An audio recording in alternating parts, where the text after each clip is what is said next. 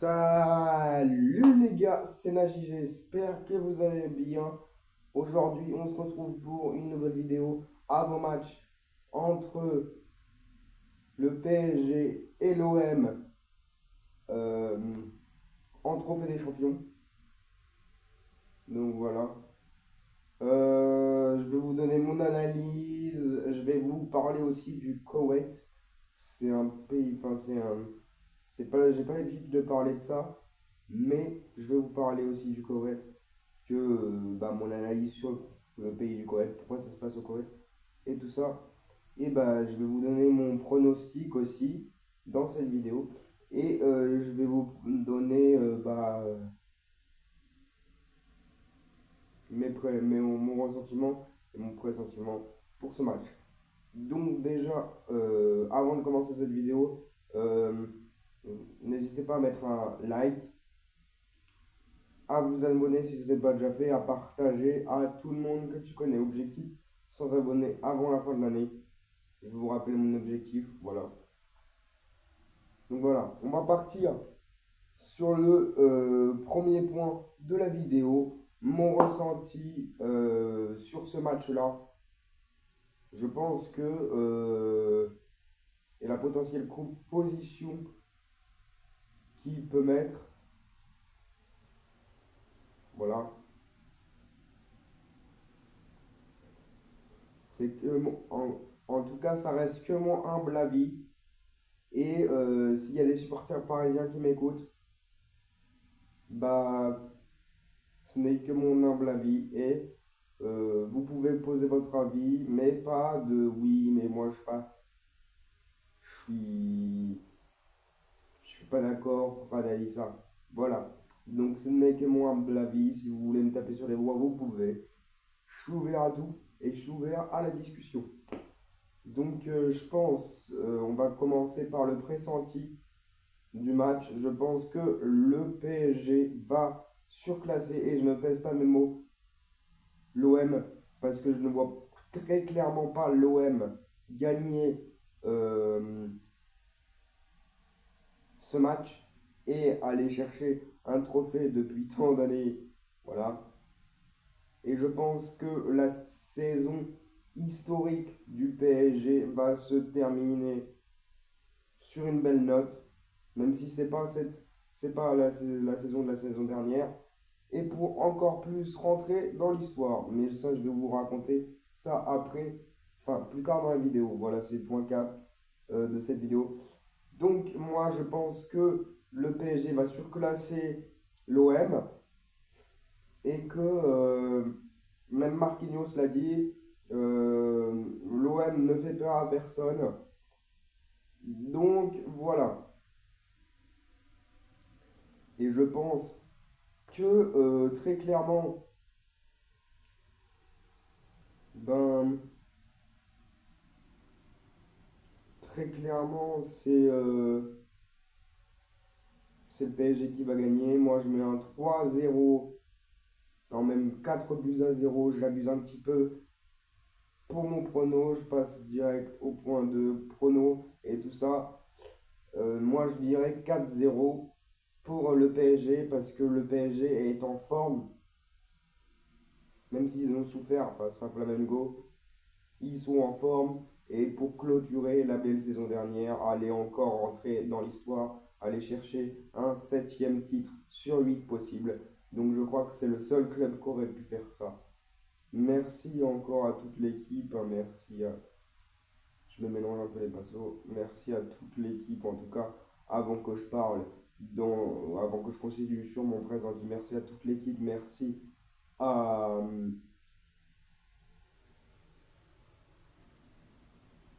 Merci à Luis Enrique, merci au staff, merci à tous ces gens-là, sinon on n'aurait pas vécu ces grands moments. Donc voilà, je pense que le PSG est en grande forme et que l'OM a subi une des défaites très rares face au 16e du classement, le FC Nantes. Ils se sont fait battre à domicile 2 buts à 0. Donc tu es dans une forme où tu es coup-ci coup-ça.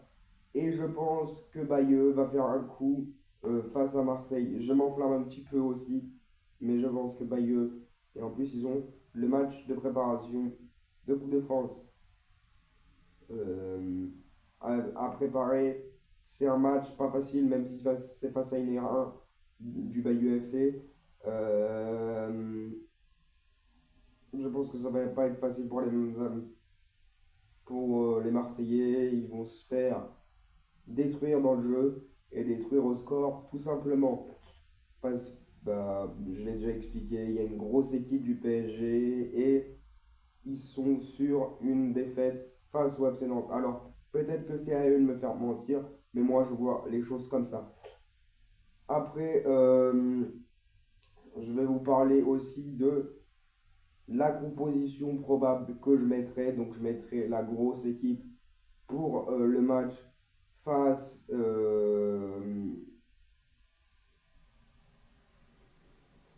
au, face à l'OM et également la grosse équipe, même si tu fais tourner, je sais pas, Luis Enrique, avec une équipe un peu plus arrangée face au Paris FC, donc 2 derbies en 2 semaines, voilà. Euh, Après, il se pose aussi la question de Lucas Chevalier. Est-ce que Lucas Chevalier va être titulaire? Est-ce que Lucas Chevalier va être remplaçant avec la blessure de Sabanov? Est-ce que tu fais jouer le troisième gardien?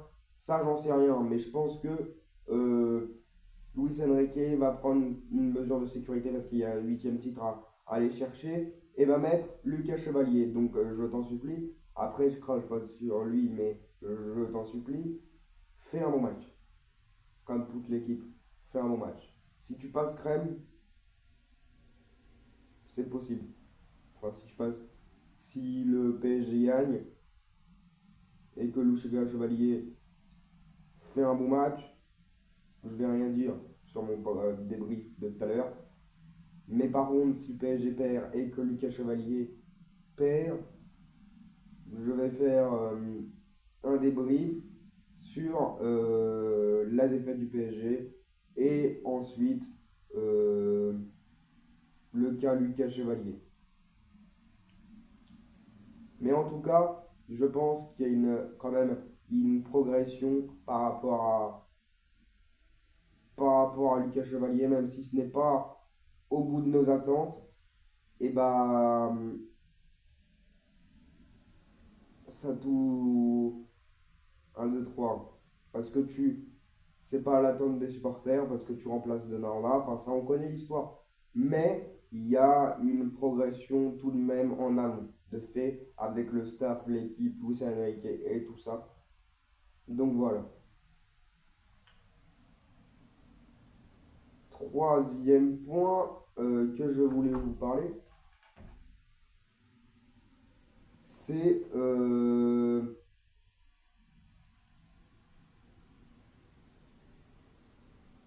mon coup de gueule de la vidéo. Pourquoi ça devrait se passer au Koweït alors que un match,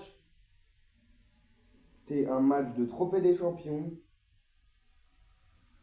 et que c'est un match normalement du vainqueur de la Coupe de France contre le vainqueur de la Ligue 1, mais vu que là c'est le PSG, et ben ils vont préférer prendre le deuxième, enfin, vous connaissez le stratagème. Et là, c'est pas normal que ça se passe, pour moi, c'est pas normal que ça se passe au Koweït parce que nous, en France, on nous dit de baisser le chauffage, on nous dit de faire des économies d'énergie, des économies d'électricité, des économies de tout. Et là, on va te pondre un match au Koweït. C'est tout le temps la même chose. C'est tout le temps la même chose. Le trophée des champions qui doit opposer le vainqueur de la Ligue 1 avec le vainqueur de la Coupe de France, qui n'a plus aucune rivalité parce que depuis longtemps, c'est Paris qui l'ont gagné depuis 2020. 2020, et c'est Paris qui la gagne. Il y a eu un trou d'air en 2021, je crois, parce qu'il y a Lille qui l'a gagné. Mais en tout cas,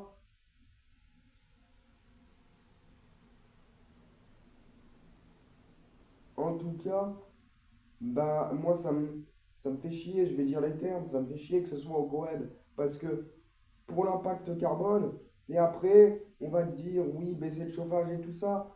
Mais après, on va te pondre un match au Coed, encore un coup marketing. Parce que très clairement, c'est pas pour nos beaux yeux qu'ils le font au Coed, hein. C'est pour les yeux des spectateurs du monde entier et de la vente du maillot du PSG. Et ça, c'est inadmissible dans le monde du football. Et je le revendique, je le revendique. Mais bon, je ne peux rien faire, mais ça me saoule que ce soit au Koweït. Voilà, c'est tout. Ça me saoule que ce soit au Koweït.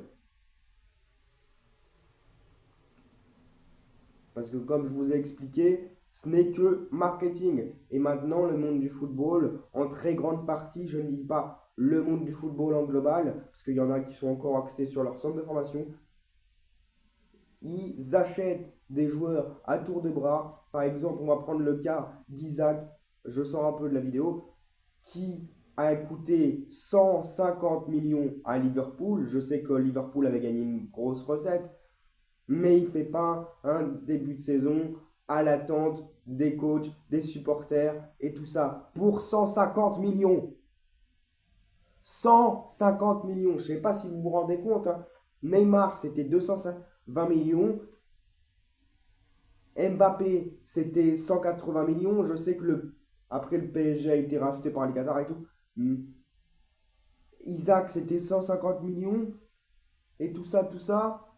Mais là, Isaac, encore Mbappé Neymar faisaient des bonnes saisons au PSG jusqu'à une certaine saison où on jouait pour Mbappé, le PSG. Et du coup, vu qu'Mbappé est parti, enfin vous connaissez l'histoire, hein, vous connaissez l'histoire.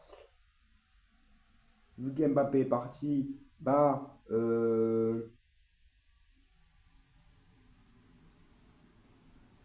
c'est bizarrement le PSG gagne la Ligue des Champions. Mais bref, revenons à nos moutons, comme on dit. Et voilà. Maintenant, le foot est centré sur l'argent, le marketing, la vente de maillots et tout ça, tout ça. Et ça on a perdu. J'ai l'impression que j'en parle comme un vieux parce que j'écoute les anciens. On dirait que, bah oui, c'était mieux avant. Oui, peut-être que le football c'était mieux avant, mais je n'étais pas né. Donc, mais je trouve ça dommage. C'est le sport le plus praticable du monde, pas le plus pratiqué, hein. Je pense que oui, le plus pratiqué, le plus praticable du monde.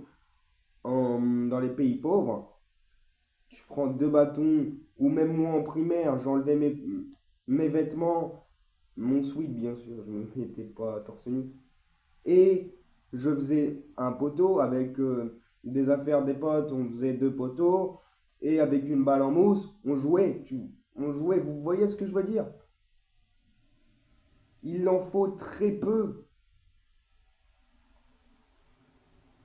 pour jouer au football. Alors pourquoi faire trop d'argent, faire ce beaucoup d'argent? Enfin, je pense que ça sera une question qui sera jamais répondue et totalement répondue. Et ça, c'est mon coup de gueule de la vidéo.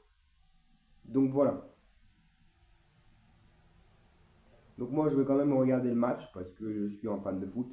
Mais si vous pouvez, boycottez le match. S'il vous plaît. Même s'il y en a qui vont le regarder parce qu'ils sont fans de Paris, de Marseille et tout simplement de foot. Mais s'il vous plaît, un maximum possible, boycotter le match. C'est tout simplement une fraude que ça se passe au Koweït. Donc voilà. Sur ce, sur ce, ma vidéo touche à sa fin.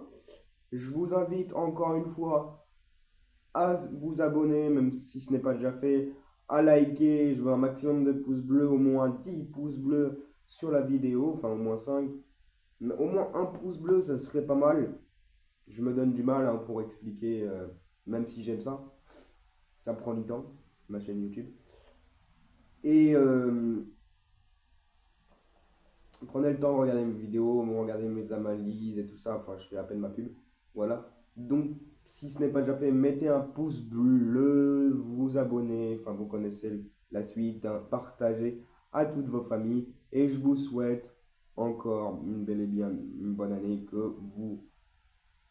Que votre réussite soit telle Et donc le programme des prochaines vidéos, pour pas couper, ça sera l'avant-match de Sénégal-Mali. Mali-Sénégal, comme vous voulez. Après, ça sera le match entre l'après-match, donc le débrief de Sénégal-Mali. Et on va faire les autres quarts de finale. Enfin, vous connaissez la suite, hein. Donc, avant-match de tel match, débrief de tel match. Et quand on aura assez d'abonnés, on fera des lives en plein match. Et quand on aura assez de matériel. Donc, sur ce, c'était Magie. Je vous souhaite une bonne soirée, une agréable soirée. Moi, je vais aller faire mes occupations. Et surtout, je vais me concentrer sur le match. Donc, je vous dis à la prochaine. Bise, c'était Magie.